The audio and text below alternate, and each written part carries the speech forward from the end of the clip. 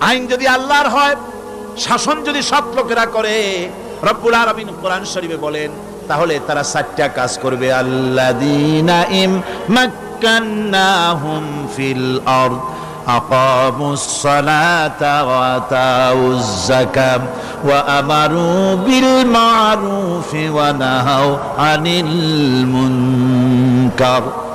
মুমিনেরা ক্ষমতায় এসে প্রথম যে কাজটা করবে, প্রথমে ক্ষমতায় এসেই নামাজ বাধ্যতামূলক করবে। প্রথম কি?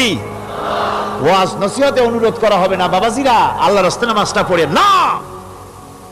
রেডিও এবং টেলিভিশনের মাধ্যমে রাষ্ট্রপ্রধান অর্ডার করে দিবেন, যারা আকেল বালিগ সকলের জন্য নামাজ বাধ্যতামূলক, নামাজ পড়তেই হবে,